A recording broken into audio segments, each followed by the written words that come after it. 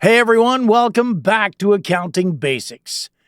Imagine running a business where money keeps disappearing, but you're not sure why. Sales look good, customers are happy, yet profits don't match the effort. In many cases, the hidden culprit is inventory. Today we're breaking down inventory management and the accounting basics behind it in a simple, practical way, no accounting degree required.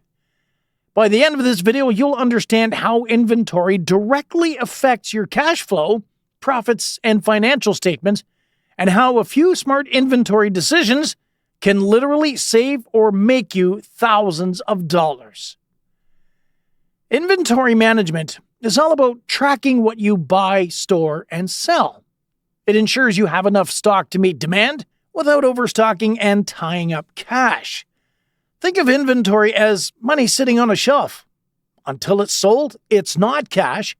It's an investment waiting to pay off. Let's look at a practical example here. Let's say you run a small sneaker business. You buy 100 pairs at $50 each. That's $5,000 tied up in inventory. Those sneakers sit in storage for 6 months. That's $5,000 you can't use for marketing, payroll, or new designs. Good inventory management answers these three key questions.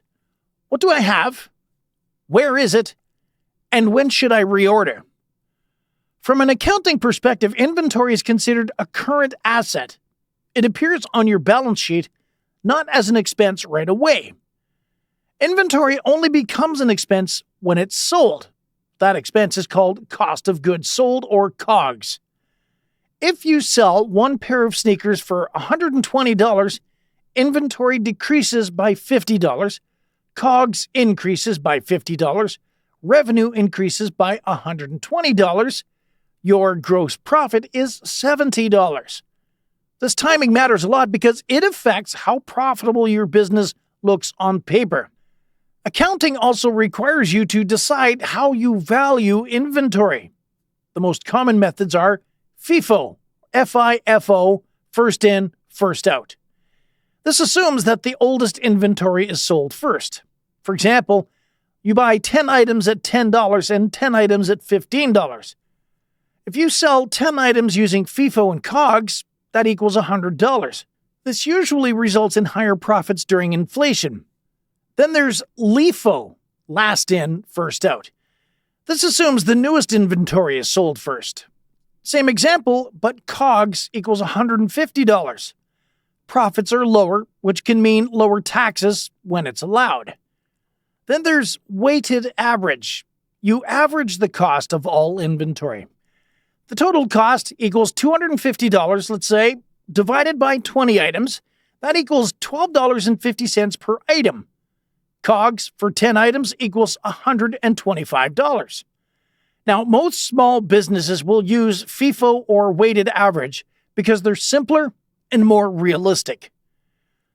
Why does inventory management impact cash flow? Here's the part that many people actually miss. Profits don't equal cash. You can be profitable on paper, but you could be struggling to pay your bills if too much money is locked away in inventory. A good example of this is if you buy inventory today, but you won't sell it for 3 months. Cash goes out now, but cash doesn't come back in until later.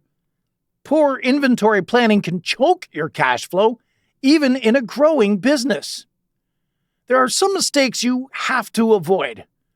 Overstocking because it might sell someday, understocking and losing sales, not tracking shrinkage, theft, damage, expired goods, and forgetting to count inventory regularly.